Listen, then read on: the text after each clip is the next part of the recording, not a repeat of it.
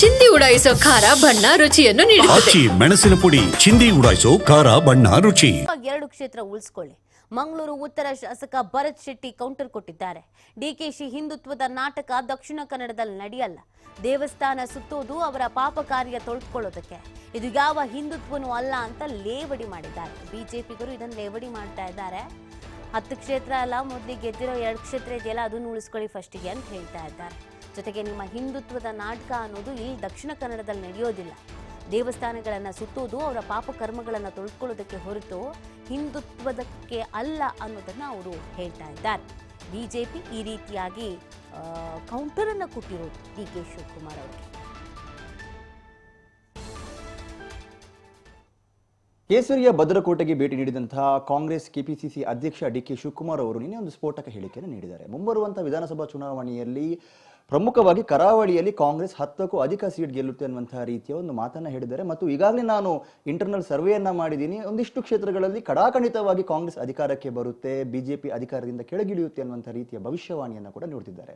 ಇದು ಸದ್ಯ ಕರಾವಳಿಯ ಕೇಸರಿ ಕೋಟೆಯಲ್ಲಿ ಒಂದು ರೀತಿ ಸಂಚಲನವನ್ನು ಸೃಷ್ಟಿ ಮಾಡಿದೆ. ಈ ಬಗ್ಗೆ ಮಾತನಾಡೋದಕ್ಕೆ ಮಂಗಳೂರಿನ ಶಾಸಕರಾಗಿರುವಂತಹ ಭರತ್ ಶೆಟ್ಟಿ ಅವರು ನಮ್ಮದಿದ್ದಾರೆ. ಅವ್ರ ಮಾತನಾಡ್ತಾ ಹೋಗ್ತೀನಿ. ಸರ್, ಪ್ರಮುಖವಾಗಿ ಡಿಕೆಶಿ ಅವರು ಈ ಒಂದು ಹೇಳಿಕೆ ಬಗ್ಗೆ ಏನು ಹೇಳಿ? ಡಿಕೆಶಿ ಅವರು ಇದು ಡೆಸ್ಪರೇಟ್ ಮಾತುಗಳಿದು.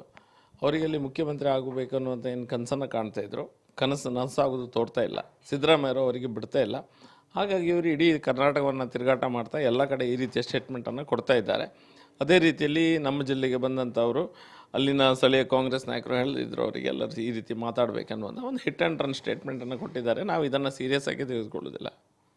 ಸರ್, ಈಗ ಹಿಂದುತ್ವದ ಭದ್ರಕೋಟೆಯಲ್ಲಿ ಡಿಕೆಶಿ ಅವರು ಕೂಡ ಒಂದು ಸಾಫ್ಟ್ ಹಿಂದುತ್ವದ ಪ್ರದರ್ಶನವನ್ನು ಮಾಡ್ತಾ ಇದ್ದಾರೆ. ಎಲ್ಲ ಒಂದು ಕಡೆ ಇದು ಪಕ್ಷಕ್ಕೆ ಲಾಭ ತಂದು ಕೊಡಬೇಡ ಅವರ ಪಕ್ಷಕ್ಕೆ?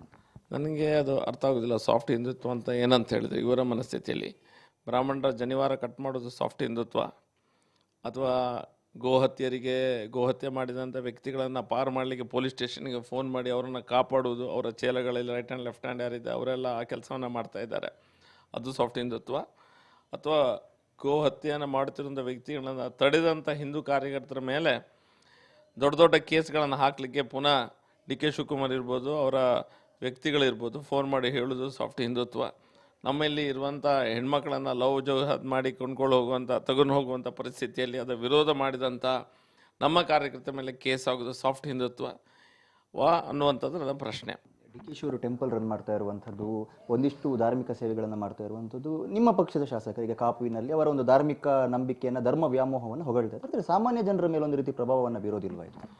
ಇವರು ದೇವಸ್ಥಾನಗಳಿಗೆ ಬರುವುದೇ, ದಕ್ಷಿಣ ಕನ್ನಡ ಜಿಲ್ಲೆಯಲ್ಲಿ ದೇವಸ್ಥಾನಗಳಿಗೆ ಬರುವುದೇ ಇವರ ಪಾಪ ಕಾರ್ಯಗಳನ್ನು ತೊಳೆದುಕೊಳ್ಳುವಂಥ ಪ್ರಯತ್ನ ಒಂದಾದರೆ, 2 ಇಲ್ಲಿ ನಮಗೊಂದು ಅಧಿಕಾರ ಒಂದು ತೆಗೆಸಿಕೊಡಿ ಅನ್ನುವಂಥ ಮೊರೆ ಹೋಗಲಿಕ್ಕೆ ದೇವರ ಹತ್ರ ಬರ್ತಾರೆ ಇಲ್ಲಿ ದಕ್ಷಿಣ ಕನ್ನಡ ಜಿಲ್ಲೆಗೆ.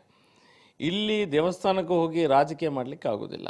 ದೇವಸ್ಥಾನಕ್ಕೆ ನಿಮ್ಮ ನೋವನ್ನು ತೋಡ್ಕೊಳ್ಳಿಕ್ಕೆ ಅಥವಾ ನಿಮ್ಮ ಜೀವನದಲ್ಲಿ ಸಮಸ್ಯೆ ಏನಾದಿದೆ ಅದನ್ನು ಎದುರಿಸ್ಕೊಳ್ಳಿಕ್ಕೆ ನೀವು ದೇವಸ್ಥಾನಕ್ಕೆ ಹೋಗ್ಬೋದು. ಖಾದರ್ ಅವರ ಕ್ಷೇತ್ರ ಏನಿದೆ, ನಾವೆಲ್ಲರೂ ಸಹ ಅದರ ಬಗ್ಗೆ ಯೋಚನೆ ಮಾಡ್ತಾ ಇದ್ದೇವೆ. ಅಲ್ಲಿ ನಮ್ಮ ಅಭ್ಯರ್ಥಿಯನ್ನು ಗೆಲ್ಲಿಸಬೇಕೆಂಬಂಥ ಸ್ಟ್ರಾಟಜಿಯನ್ನು ಸಹ ನಾವು ಸಹ ಮಾಡ್ತಾ ಇದ್ದೇವೆ. ಅದನ್ನು ಸಹ ಗೆಲ್ಲುವಂಥ ಒಂದು ಮನಸ್ಥಿತಿಯಲ್ಲಿ ನಾವೆಲ್ಲ ಇದ್ದೇವೆ, ಗೆಲ್ತೇವೆ. ಎಸ್, ಡಿ ಕೆ ಶಿವಕುಮಾರ್ ಅವರೊಂದು ಹೇಳಿಕೆಗೆ ಬಿಜೆಪಿ ಶಾಸಕರ ಕೌಂಟರ್ ಇದ್ದು, ಮೊದಲಿಗೆ 10 ಸ್ಥಾನವನ್ನು ಬಿಡಿ, ಇರುವಂತಹ 2 ಸ್ಥಾನವನ್ನು ಉಳಿಸಿಕೊಳ್ಳಿ ಅನ್ನುವಂಥ ರೀತಿಯ ಚಾಲೆಂಜ್ ಅನ್ನು ಹಾಕಿದ್ದಾರೆ. Camera person ಕೃಪೇಶ್